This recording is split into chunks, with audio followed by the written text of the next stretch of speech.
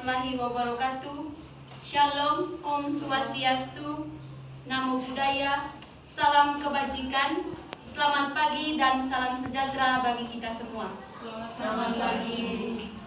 Yang terhormat Ketua Program Studi Pendidikan Guru Pendidikan Anak Usia Dini, serta yang saya hormati juga Bapak Ibu dosen Program Studi Pendidikan Guru Pendidikan Anak Usia Dini. Yang saya cintai mahasiswa-mahasiswi Program Studi Pendidikan Guru Pendidikan Anak Usia Dini. Pertama-tama, marilah kita panjatkan puji dan syukur atas kehadirat Tuhan Yang Maha Esa, karena atas berkat dan rahmat-Nya kita semua bisa berkumpul di tempat ini untuk mengikuti seminar mahasiswa dengan tema pentingnya pendidikan seks untuk anak usia dini. Baik, untuk memperlancar jalannya acara kita hari ini, dihimbaukan kepada seluruh peserta seminar agar handphonenya di silence. Terima kasih. Adapun susunan acara kita pada pagi hari ini. Yang pertama, pembukaan, yaitu dengan doa pembuka. Yang kedua, menyanyikan lagu Indonesia Raya. Yang ketiga, sambutan dari Ketua Program Studi Pendidikan Guru Pendidikan Anak Usia Dini. Dilanjutkan dengan sambutan dari Ketua Panitia Program Studi, Ketua Panitia Seminar pada pagi hari ini. Untuk selanjutnya, pemaparan materi dari pemateri 1, lalu pemaparan materi dari pemateri 2. Setelah pemaparan materi dilanjutkan dengan sesi tanya jawab. Dan untuk sesi tanya jawab akan dibuka setelah kedua pemateri telah memaparkan materi atau telah disampaikan materinya. Sehingga kepada para peserta seminar harap disimpan pertanyaannya sampai pada sesi tanya jawab dibuka. Marilah kita siapkan untuk berdoa. Izinkanlah saya memimpin doa ini menurut ajaran Katolik. Dalam nama Bapa, Putra, dan Roh Kudus. Amin. Selamat pagi ya Allah Tritunggal Maha Kudus, Bapa, Putra, dan Roh Kudus. Puji serta syukur kami haturkan kepadamu ya Tuhan, atas segala rahmat, atas segala cinta yang telah Engkau berikan kepada kami, sehingga pada pagi hari ini kami dapat berkumpul di ruangan ini dalam keadaan yang sehat. Bapa yang Maha Baik, pada pagi hari ini kami melaksanakan kegiatan seminar kami. Kiranya Engkau senantiasa memberi pencerahan kepada kami semua, khususnya kepada pembawa materi pada pagi hari ini. Apa yang kami dapat pada pagi hari ini semoga bermanfaat bagi kami. Namamu kami puji kini sepanjang segala abad. Amin. Dalam nama Bapa, Putra, dan Roh Kudus. Amin. Terima kasih kepada Kakak Yeni yang sudah memimpin kita dalam doa sebagai doa pembukaan untuk kegiatan seminar kita pada pagi hari ini. Selanjutnya menyanyikan lagu kebangsaan, yaitu lagu Indonesia Raya.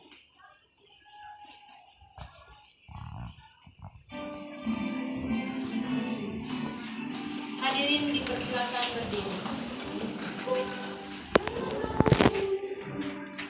Tanah tumpah darahku, di sanalah aku berdiri, jadi pandu ibuku. Indonesia kebangsaanku, bangsa dan tanah airku. Marilah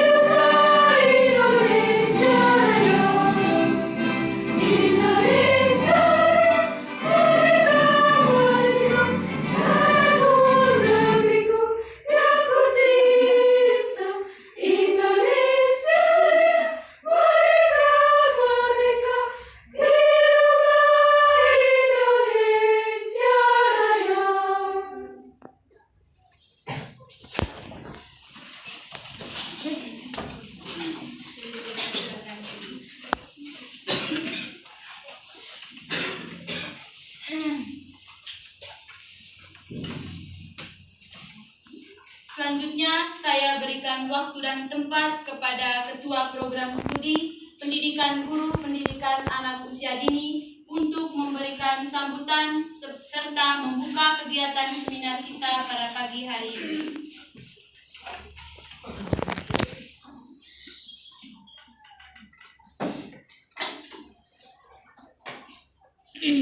Baik, selamat pagi. Selamat pagi, salam sejahtera untuk kita semua. Yang terhormat Romo Ketua Unika 1 Paulus Ruteng, Romo Dekan FKIP 1 Paulus Ruteng. Terima kasih atas waktu dan kesempatan yang telah diberikan kepada saya. Pertama-tama kita patut bersyukur kepada Tuhan Yang Maha Esa karena atas berkat dan rahmat-Nya sehingga kita bisa berkumpul di tempat ini guna mengikuti seminar yang bertema pentingnya pendidikan seks bagi anak usia dini. Terima kasih kepada seluruh panitia sehingga seminar pada pagi hari ini berjalan dengan lancar. Saya juga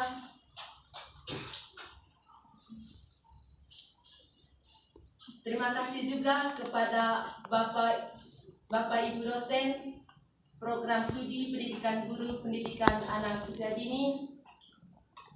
Terima kasih juga kepada seluruh mahasiswa-mahasiswi Program Studi Pendidikan Guru Pendidikan Anak Usia Dini. Sebagai calon guru PAUD, seminar kita pada pagi hari ini sangatlah penting bagi kita untuk di mana kita mengajar nanti ataupun kita pengabdian. Saya sebagai Ketua Prodi, saya menekankan seluruh mahasiswa-mahasiswi Program Studi PG PAUD untuk mengikuti seminar pada pagi hari ini dengan serius. Semoga seminar hari ini berjalan dengan lancar dan saya membuka seminar pada pagi hari ini dengan resmi.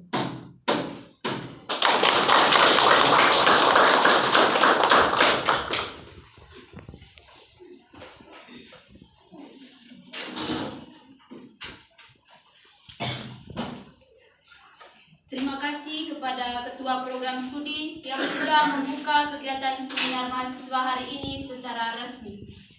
Waktu selanjutnya saya berikan kesempatan kepada Ketua Panitia Seminar untuk memberikan sambutan.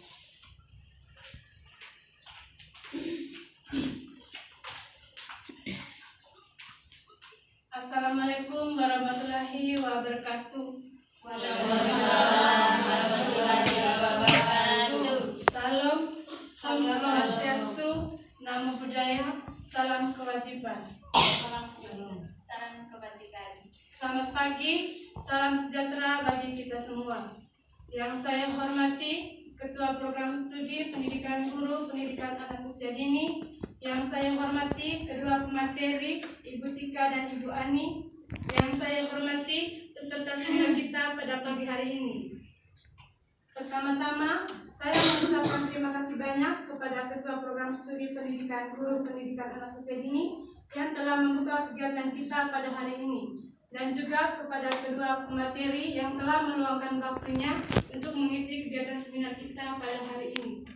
Dan yang terakhir, saya mengucapkan terima kasih kepada seluruh peserta seminar kita pada pagi hari ini yang sudah berpartisipasi dalam kegiatan ini. Seminar ini bertujuan untuk kita mengetahui bagaimana pentingnya pendidikan seks untuk anak usia dini. Saya selaku Ketua Panitia sangat berterima kasih atas kerjasama kita pada hari ini. Sekian dan terima kasih.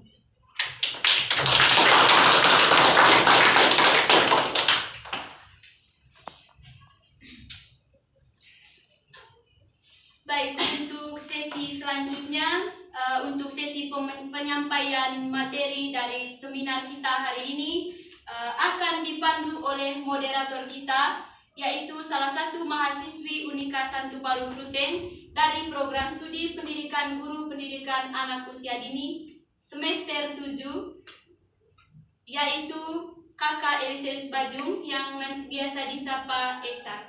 Waktu dan tempat saya berikan.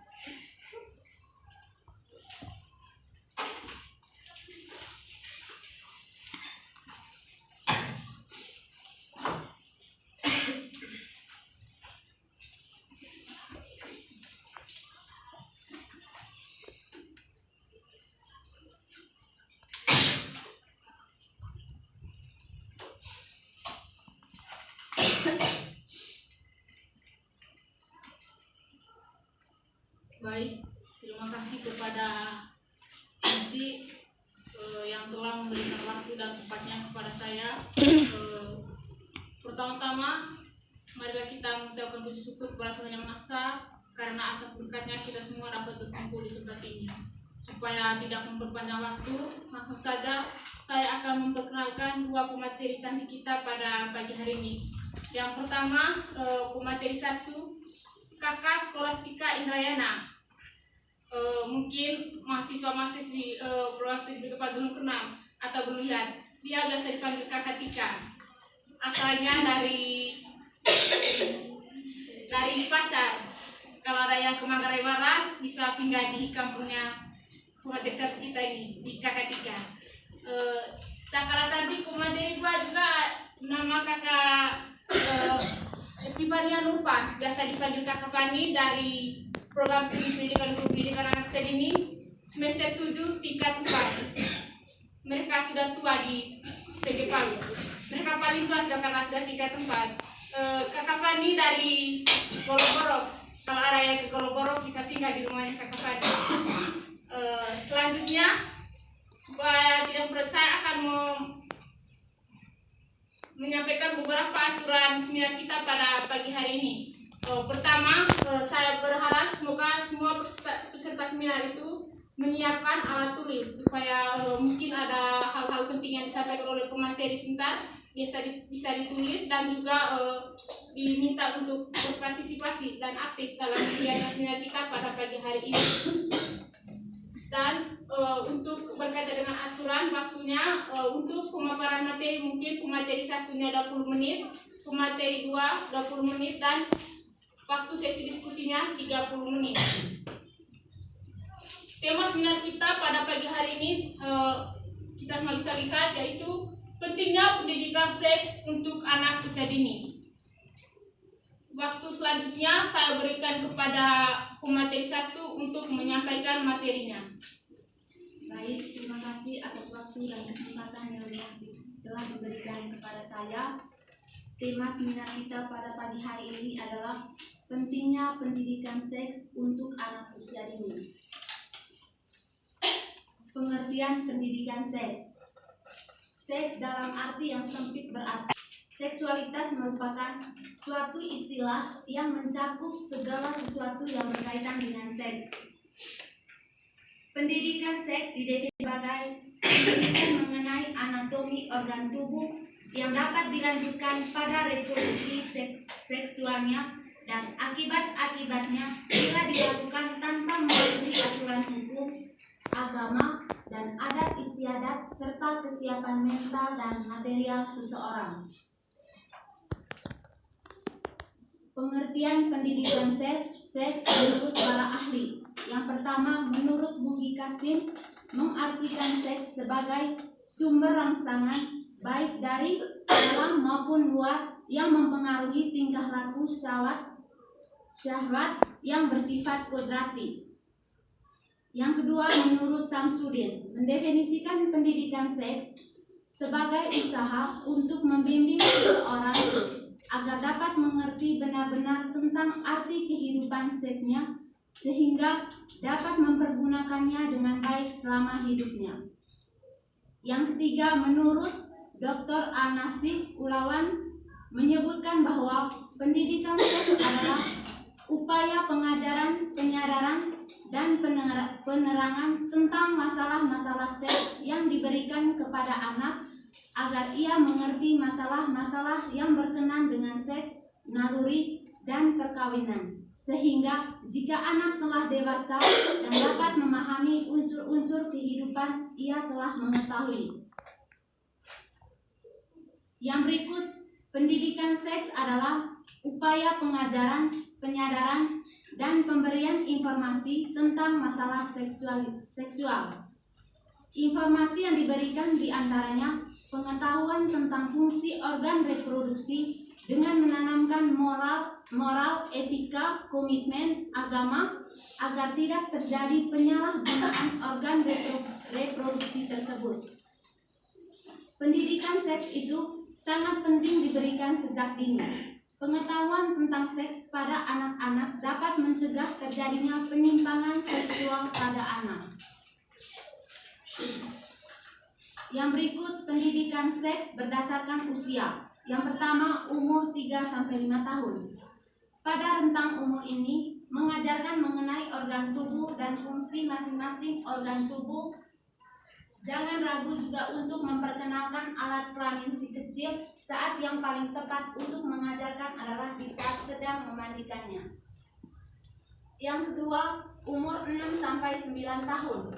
Di rentang umur ini, si kecil diajarkan mengenai apa saja yang harus dilakukan untuk melindungi dirinya sendiri. Orang tua bisa mengajarkan anak menolak untuk membuka pakaian, bahkan jika ada imbalan sekalipun, atau menolak diraba alat kelaminnya oleh temannya. Yang berikut, umur 9-12 tahun. Berikan informasi lebih mendetail apa saja yang akan berubah dari tubuh si anak saat menjelang masa puber yang cenderung untuk berbeda-beda setiap individu.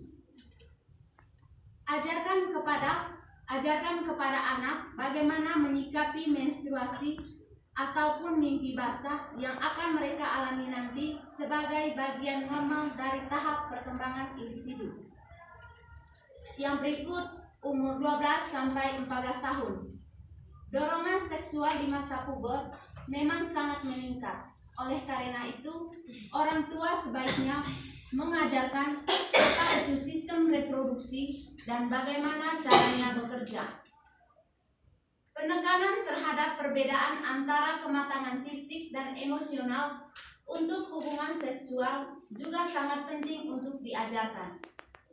Beritahukan kepada anak segala macam konsekuensi yang ada dari segi biologis, psikologis, dan sosial jika mereka melakukan hubungan seksual. Baik, selanjutnya saya serahkan kepada pemateri 2. Baik, terima kasih kepada pemateri 1. Saya tidak mempunyai waktu, langsung saja saya berikan kesempatan kepada pemateri 2 untuk memaparkan materinya.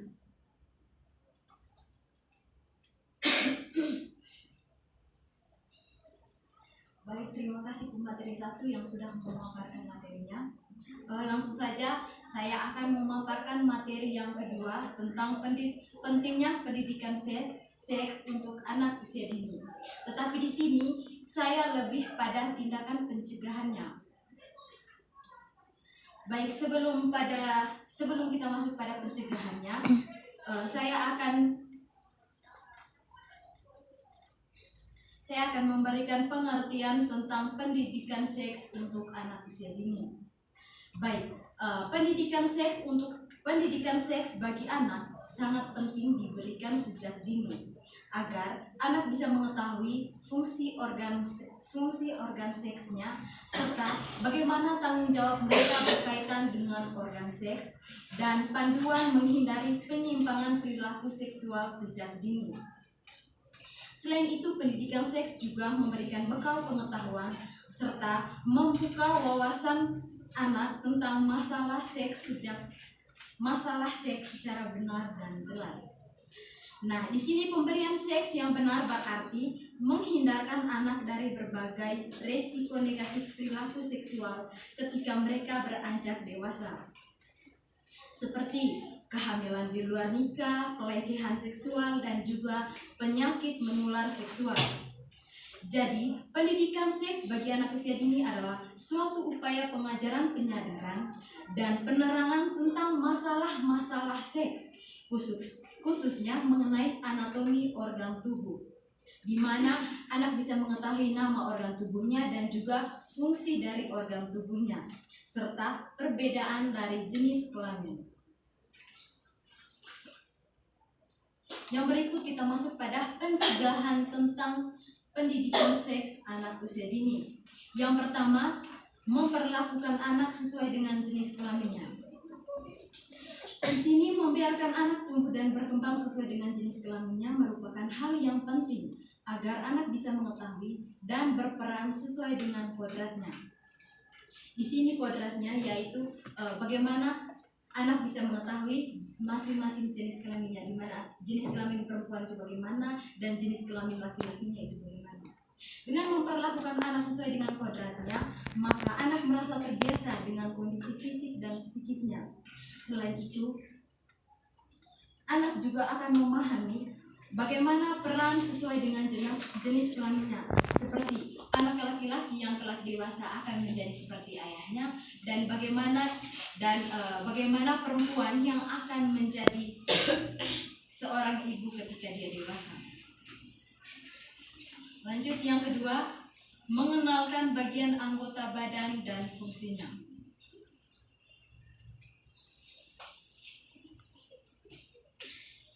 Dalam hal ini, orang tua juga tidak perlu sungkan menjelaskan nama yang sebenarnya. Misalnya, menyebut vagina dan penis di hadapan anak. Tetapi usahakan orang tua itu hindari kata yang mengandung berbohong kepada anak. Dengan alasan karena mereka belum cukup umur untuk mengetahui hal seperti itu. Dengan memberikan informasi yang benar, maka anak akan mendapatkan pemahaman yang benar pula tentang jenis kelamin mereka. Nah, anggota tubuh yang lain juga diperkenalkan, seperti kepala, fungsinya untuk melindungi mata dari benda asing. Lalu yang kedua, mata untuk melihat, tangan untuk memegang, dan lain-lain. Dengan penjelasan yang jelas dan singkat dari orang tua, maka anak akan memahami bagaimana fungsi tubuh, bagaimana nama tubuh dan juga fungsi dari tubuh anak. Baik, kita lanjut yang ketiga.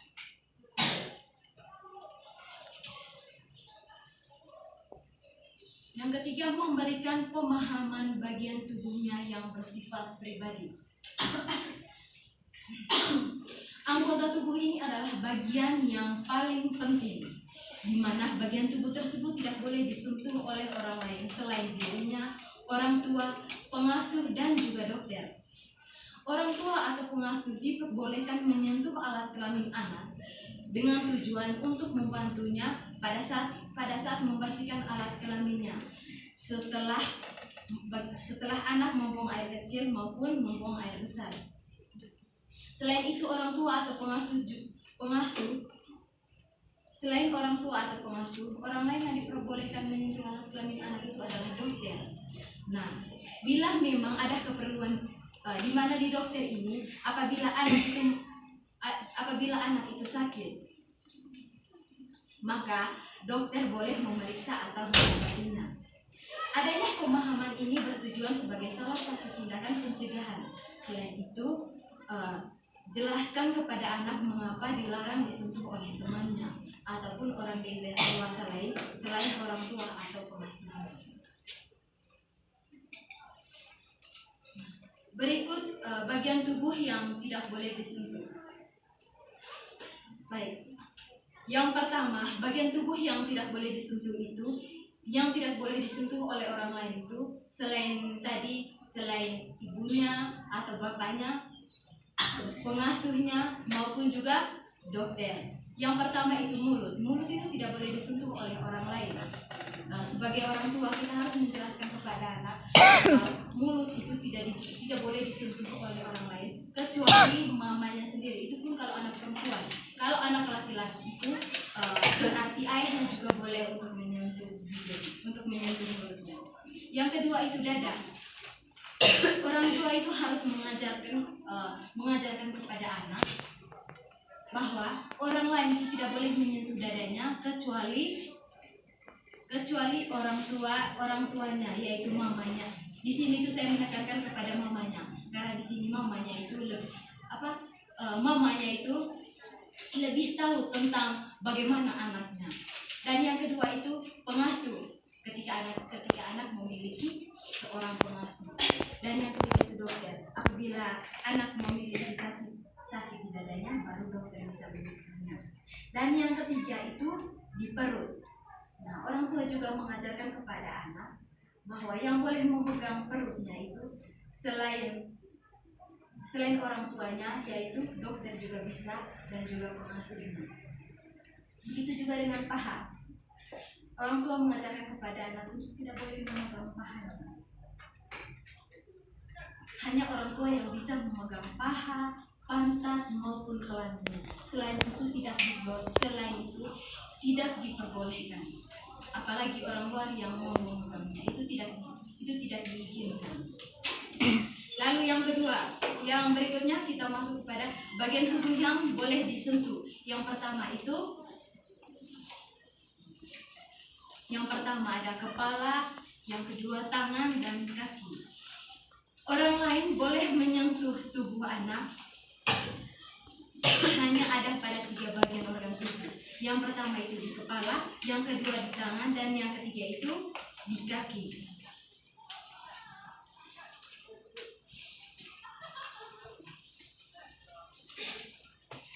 Baik, yang berikut kita masuk pada siapa yang boleh pegang bagian tubuh yang tidak boleh disentuh. Baik, yang pertama itu diri sendiri. Di diri sendiri itu anak boleh memegang anggota tubuhnya sendiri karena itu merupakan miliknya. Yang kedua itu dokter. Seorang dokter boleh memegang anggota tubuh anak apabila dokter tersebut melakukan pemeriksaan terhadap tubuh si anak atau ketika anak sakit. Dan yang ketiga itu orang tua. Nah, di sini saya menekankan itu orang tua itu sebaiknya mama. Karena di sini mengapa dikatakan sebaiknya mama? Karena mama adalah orang yang pertama mengenal anak. Begitu juga sebaliknya, orang yang pertama dikenal anak itu adalah mama. Nah, bisa juga seorang ayah, tetapi ketika itu anak laki-laki. Kalau anak perempuan sebaiknya mama yang boleh memegang. Lanjut.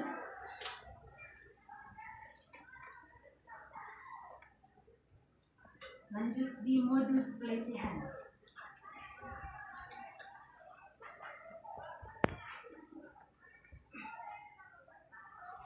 Di modus pelecehan ini, di sini saya menekankan kita sebagai calon pendidik dan juga sebagai calon orang tua, kita harus bisa mengajari anak kita untuk tidak boleh menerima apapun dari orang lain, kecuali dari orang tua, yaitu mama dan papanya itu memberikan permen, coklat, uang, hadiah, atau mengajak anak pergi. Ulang lagi, di modus pelecehan ini kita itu sebagai calon orang tua atau calon pendidik, kita harus bisa mengajari anak kita untuk tidak boleh menerima apapun dari orang lain kecuali dari orang tuanya. Nah, ketika si anak berada di sisi orang tua atau ketika kita sebagai orang tua mengajak anak kita jalan-jalan di luar dan kita ketemu dengan keluarga kita ataupun teman kita sebagai orang dewasa, mereka memberikan permen, coklat atau apapun itu, baru anak bisa terima karena anak itu masih dalam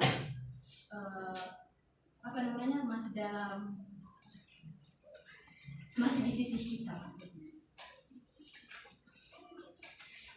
Baik, yang berikutnya lanjut.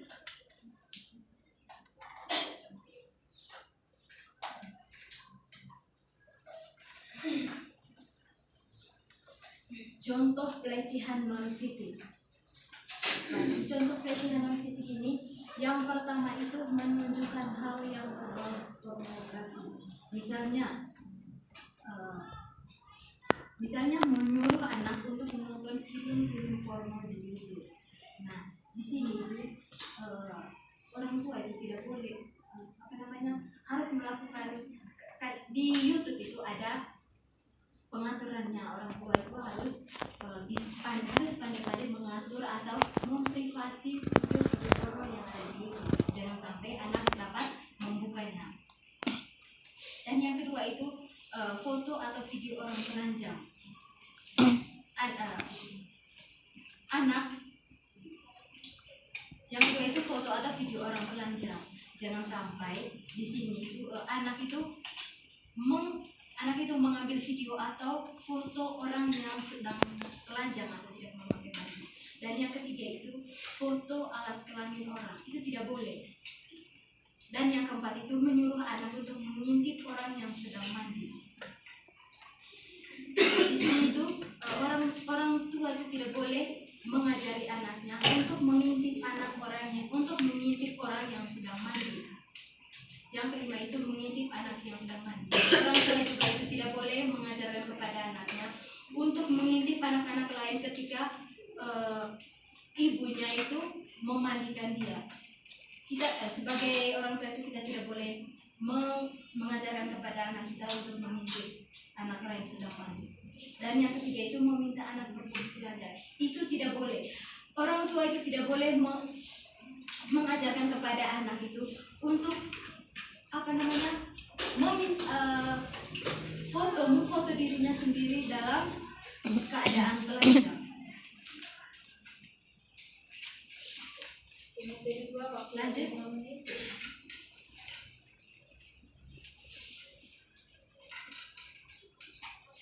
Lanjut, bentuk pelecehan pada fisik. Yang pertama itu memasukkan sesuatu ke dalam kelamin anak. Yang kedua, meminta anak menyentuh kelamin pelaku. Dan yang ketiga, menyentuh bagian tubuh anak yang tidak boleh disentuh. Lanjut. Yang harus dilakukan bila terjadi pelecehan. Yang pertama itu anak itu harus lapor kepada orang tua. Yang kedua itu lari berteriak minta tolong. Yang ketiga itu lempar, pukul, lalu gigit. Siapa yang bisa menjadi pelaku pelecehan? Jawabannya siapa saja. Baik itu dari keluarga, bahkan ketika melakukan pelecehan terhadap anak perempuan itu bapak sendiri juga bisa. Makanya saya mengatakan di sini bahwa siapa yang bisa melakukan pelecehan itu adalah siapa saja yang ada di sekitar anak. Nah, orang tua itu wajib mengajak anak untuk bercerita tentang kesehariannya agar tidak terjadi sesuatu yang tidak diinginkan. Maksudnya apabila anak mengalami sesuatu yang tidak baik di sekolahnya, maka anak bisa menceritakan kepada orang tuanya. Lalu lanjut kesimpulan, pendidikan seks adalah upaya pengajaran, penyadaran, dan pemberian informasi tentang masalah seksual.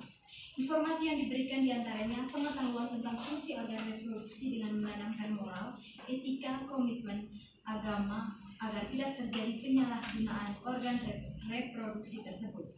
Pendidikan seks itu sangat penting diberikan sejak dini. Pengetahuan tentang seks pada anak-anak dapat mencegah terjadinya penyimpangan seksual pada anak.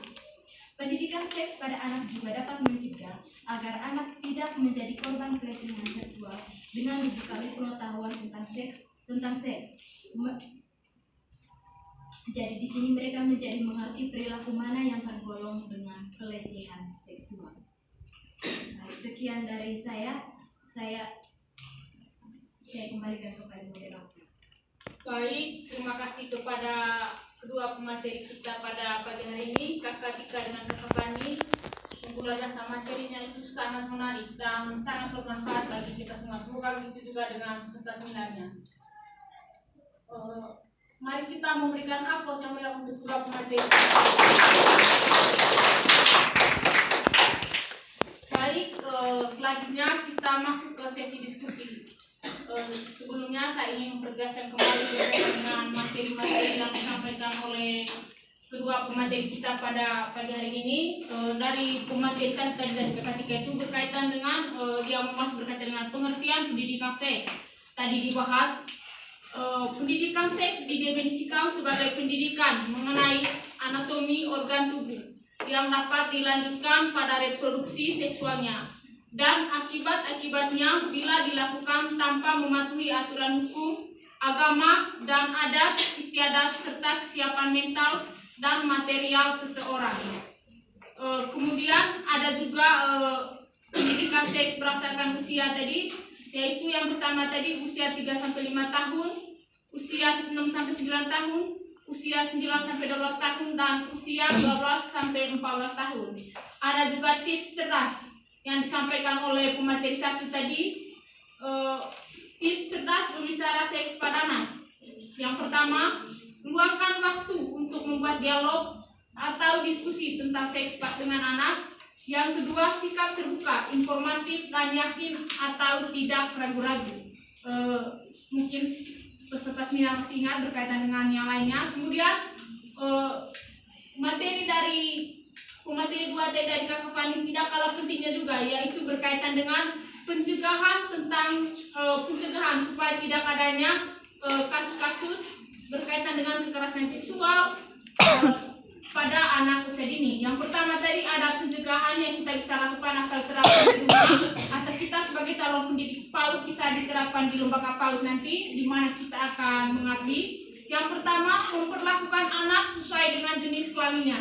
Itu yang pertama tadi berkaitan dengan pencegahan. Kemudian yang kedua, mengenalkan bagian anggota badan dan fungsinya. Yang ketiga, memberi pemahaman bagian tubuhnya yang bersifat pribadi.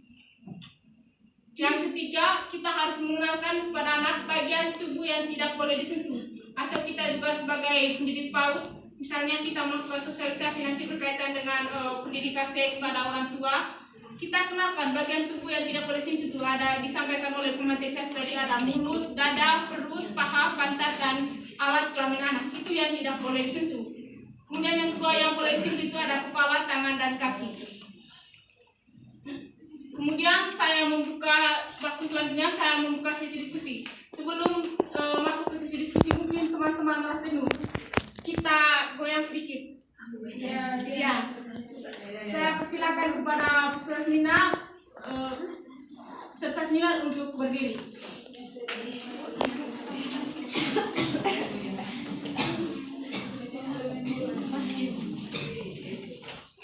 Bertepuk tangan, tangan diputar-putar, peganglah bahu, tangan diputar-putar, peganglah lutut, digoyang-goyang, digoyang-goyang, digoyang-goyang, tangan diputar.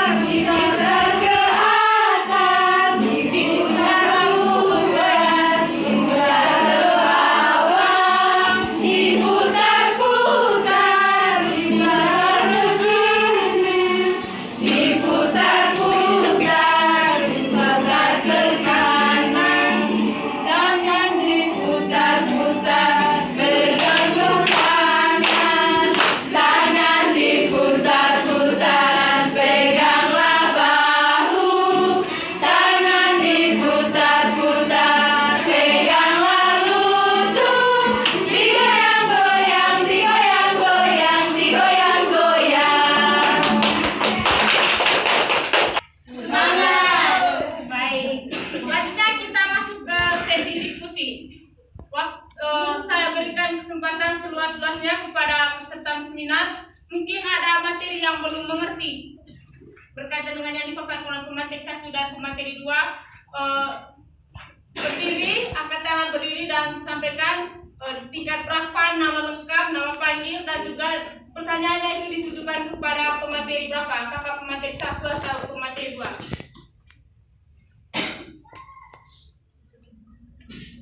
Baik, kepada Kakak Suster Marsiana saya persilakan. Saya pergi dulu sih, Zai. Ya, itu Suster.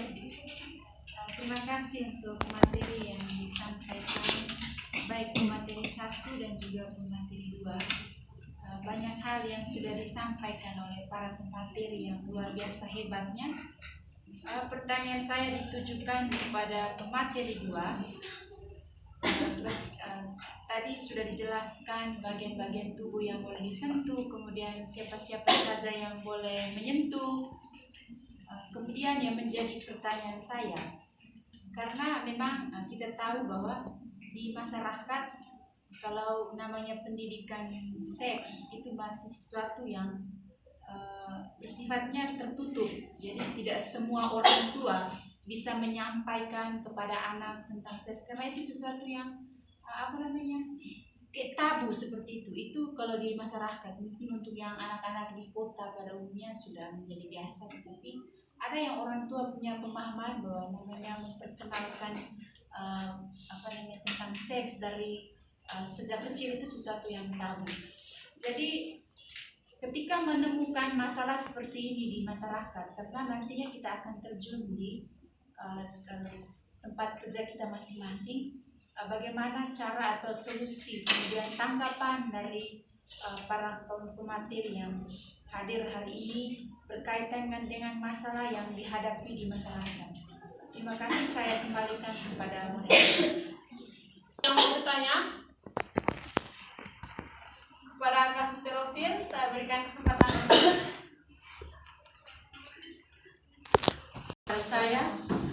Saya mungkin salah satu perwakilan dari orang tua, karena di rumah saya melihat bahwa kami kalau di keluarga anak saya itu setiap hari hanya diurus oleh mamanya, saya sendiri yang urus, sedangkan bapaknya tidak diurus.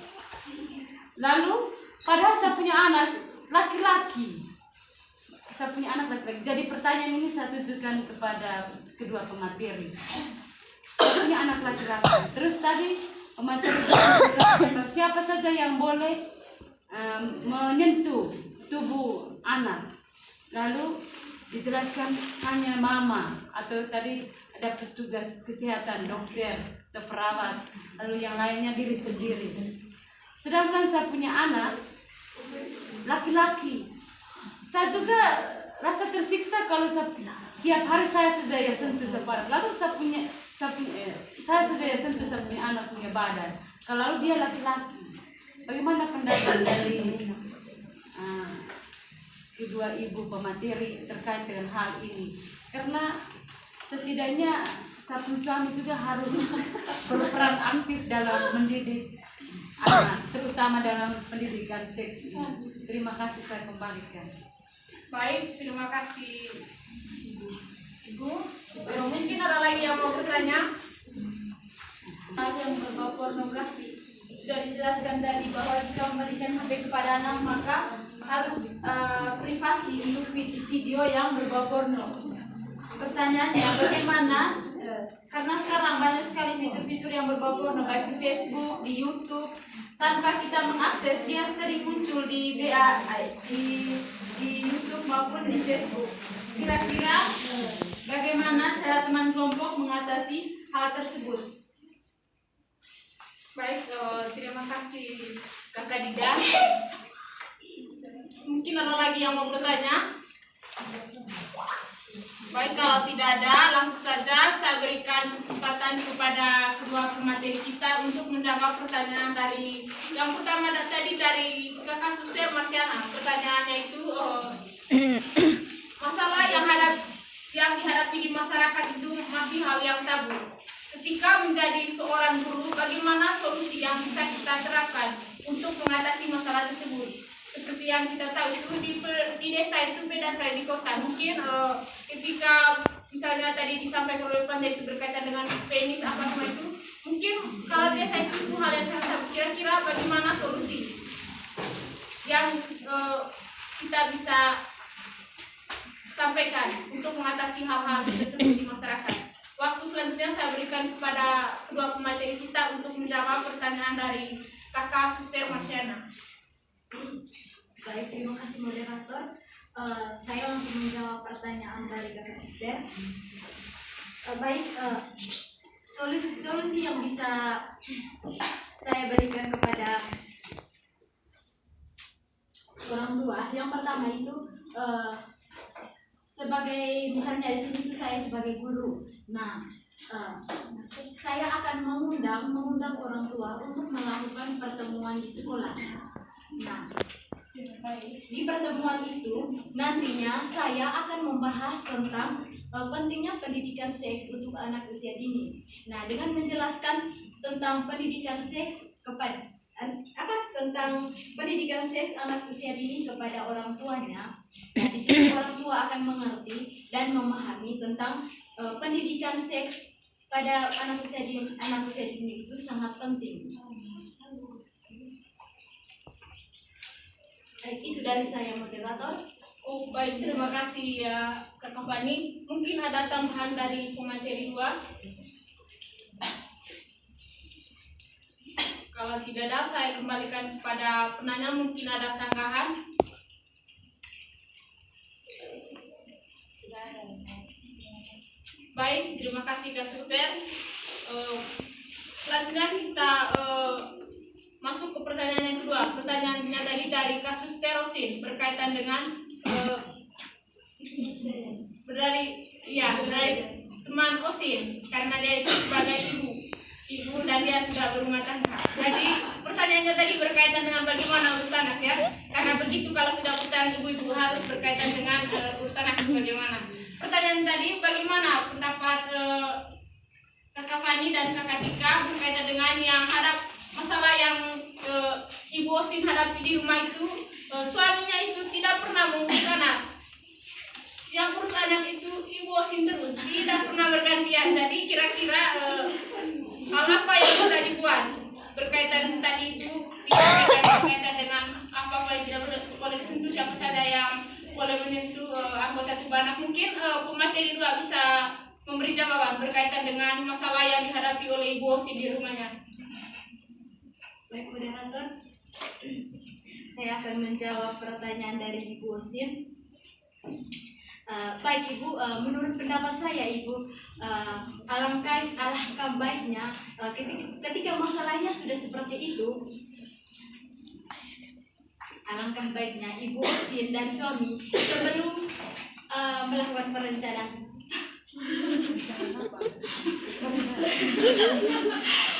sebelum ibu dan suami melakukan program kehamilan, alangkah baiknya ibu memberitahukan kepada suami untuk ketika anaknya nanti sudah ada ataupun di dalam kandungan ataupun masih di dalam kandungannya ibu,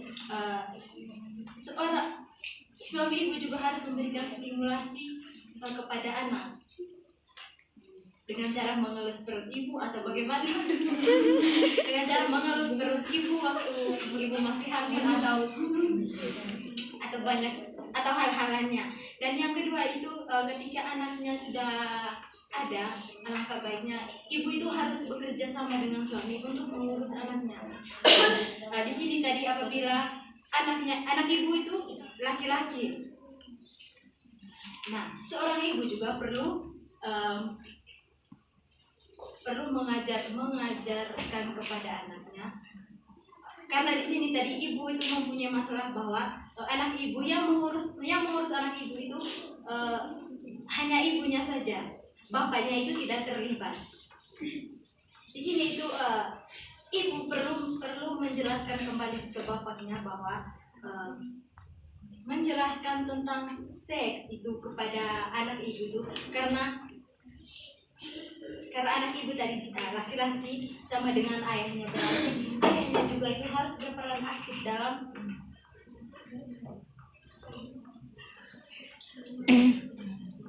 dalam mengasuh anak. Itu dari saya Ibu, saya kembalikan kepada. Baik, kalau menurut saya itu bagaimana cara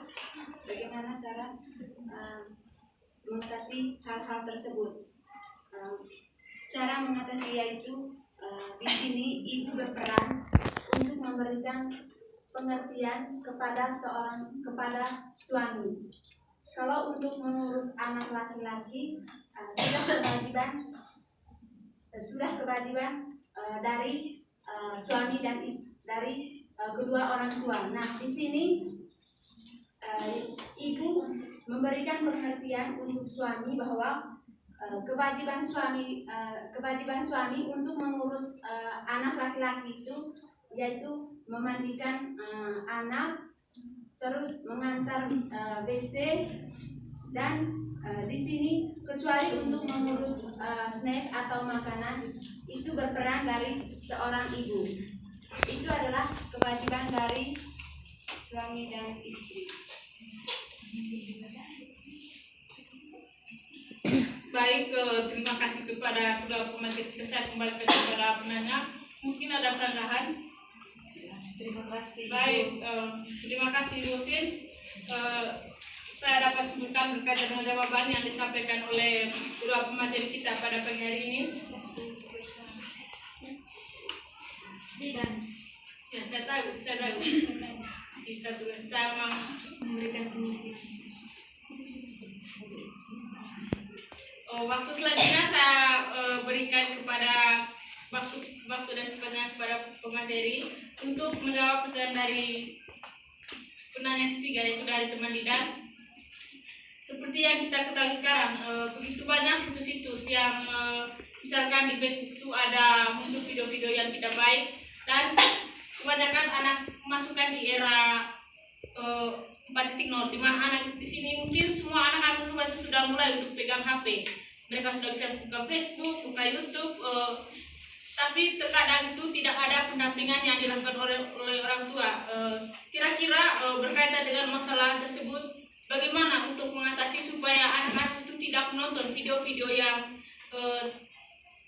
tidak bermanfaat atau tidak sesuai dengan usianya, seperti video porno atau video-video yang berkaitan dengan hal-hal yang tabu. Mungkin pemateri 1 dan pemateri 2 bisa sampaikan mungkin hal apa yang bisa dilakukan oleh kita sebagai calon orang tua dan sebagai orang tua di rumah juga, kira-kira apa yang kita bisa lakukan. Waktu selanjutnya saya berikan kepada pemateri 1 dan pemateri 2 untuk menjawab pertanyaan dari teman Didan. Baik, terima kasih moderator. Di sini saya akan menjawab pertanyaan dari Ibu Didan. Baik, solusi yang bisa ditawarkan di sini adalah yang pertama itu ketika anak memegang HP atau menonton video yang ada di HP, di YouTube atau di manapun itu, orang tua perlu mengawasi anaknya. Tidak boleh anak menonton video itu sendiri, karena apabila anak itu menonton sendiri atau anak akan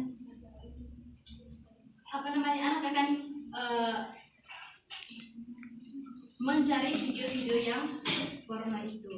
Dan yang kedua itu orang tua itu harus pandai-pandai mengoperasikan HP-nya. Misalnya di YouTube itu ada pengaturan pengaturan untuk mencari video. Di situ ada privasi, ada pengaturan di privasinya itu. Yang kedua itu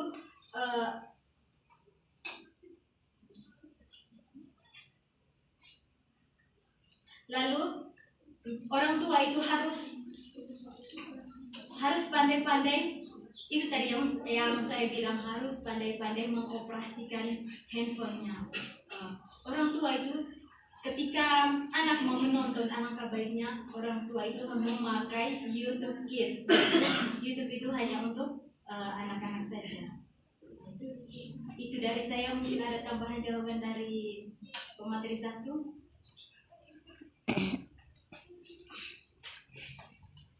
Baik, saya berikan waktu dan kesempatan untuk pemateri satu untuk menjawab pertanyaan dari Kakak Didan.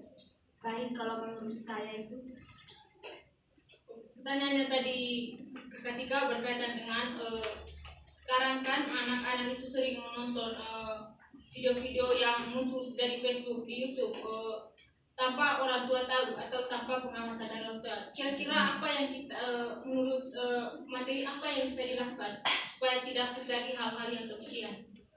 kalau menurut saya itu yang pertama itu cara yang dilakukan kita adalah membatasi aktivitas menonton pada anak, karena tayangan yang dipertontonkan pada anak tidak semuanya bernilai pendidikan. Dan yang kedua itu orang tua mendownload aplikasi YouTube Kids. Yang ketiga, memberikan pengawasan atau melakukan kunci aplikasi, misalnya orang tua mengunci aplikasi Facebook, WA, dan YouTube.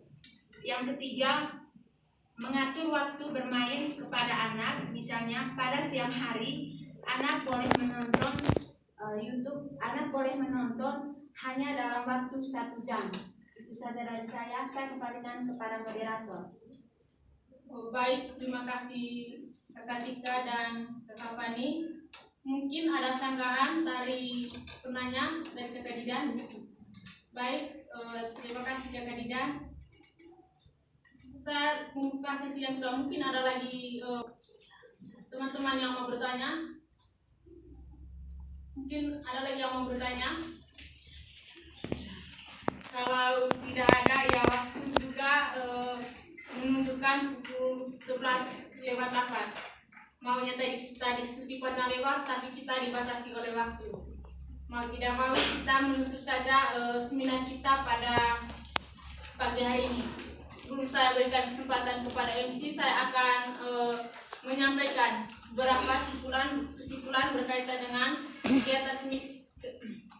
kegiatan seminar kita pada pagi hari ini. Yang pertama tadi itu temanya tadi pentingnya pendidikan seks untuk anak usia dini. Seperti yang sudah disampaikan oleh pemateri 1 dan pemateri 2 tadi, seminar ini sangat penting juga disampaikan oleh Bapak Ketua Program Studi PG PAUD. Seminar ini sangat penting untuk dilakukan karena dengan adanya seminar ini akan membawa bekal atau kita akan mempunyai bekal berkaitan dengan pendidikan seks. Mungkin selama ini kita merasa tabu berkaitan dengan seks, tetapi dengan adanya materi ini saya berharap juga kepada peserta seminar supaya bisa menerapkannya. Kita juga sebagai calon orang tua menerapkannya dalam hidup berumah tangga, menerapkannya kita juga sebagai calon pendidik menerapkannya dalam lembaga PAUD. Materi ini sangat bermanfaat seperti materi dari Kakak Tika tadi itu berkaitan dengan beberapa tips untuk orang tua, untuk pendidik juga supaya bisa diterapkan. Kemudian dari Kakak Fani tadi itu juga sangat menarik berkaitan dengan anggota tubuh anak yang tidak boleh disentuh. Ada alat kelamin tadi, anggota tubuh yang tidak boleh disentuh, kelamin, mulut, paha, pantat. Mungkin kalau di rumah itu mungkin kita bisa memberikan pengertian kepada kakek, kepada neneknya, misalkan untuk anak perempuan itu, kakek itu tidak boleh menyentuh berkaitan dengan anggota-anggota tubuh yang sudah disebutkan oleh materi 2 tadi, yaitu mulut, alat kelamin anak, paha, pantat itu tidak boleh disentuh oleh orang lain kecuali ibu kandung kalau anak perempuan dan dokter saat melakukan pemeriksaan. Baik, berkaitan dengan pertanyaan-pertanyaan yang telah disampaikan oleh peserta seminar tadi, pertanyaan yang pertama itu tadi berkaitan dengan masalah yang dihadapi di masyarakat. Karena masyarakat di desa itu masih menganggap tabu berkaitan dengan seks. Tapi di kota itu ya pendidikannya sudah bagus dan mereka sudah tahu bahwa pendidikan seks itu bukan hal yang tabu lagi. Mungkin tadi penanyanya bertanya berkaitan dengan solusi yang bisa disampaikan seperti jawaban yang disampaikan oleh pemateri 2 tadi dan pemateri 1 itu, mungkin kita bisa melakukan sosialisasi kepada, misalkan kita menjadi seorang pendidik, kita melakukan sosialisasi dengan orang tua berkaitan dengan pendidikan seks itu sebenarnya seperti apa supaya orang tua memiliki pemahaman berkaitan dengan pendidikan seks, supaya pendidikan seks di desa itu tidak dianggap hal yang tabu lagi.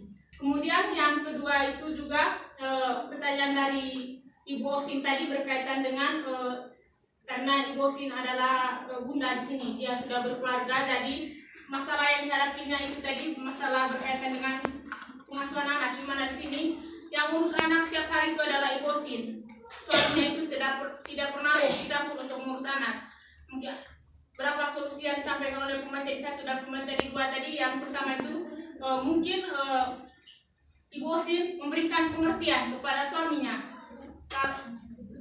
Dengan adanya seminar ini tadi bisa diterapkan bahwa di sini tadi yang boleh menyentuh anggota tubuh anak ketika anak itu berjenis kelamin laki-laki seperti masalah yang dihadapi oleh Ibu Osin, saya sampaikan yang boleh menyentuhnya itu adalah suami atau sama jenis laki-laki, bukan perempuan. Misalkan memandikan anak itu urusannya laki-laki atau urusan ayahnya, bukan urusan mamanya. Berkaitan dengan mandi anak itu untuk jenis laki-laki. Begitu juga dengan misalkan untuk antara anak WC, cebo anak itu mungkin Ibu Osin bisa sampaikan kepada suaminya berkaitan dengan materi-materi yang sudah kita dapat tadi.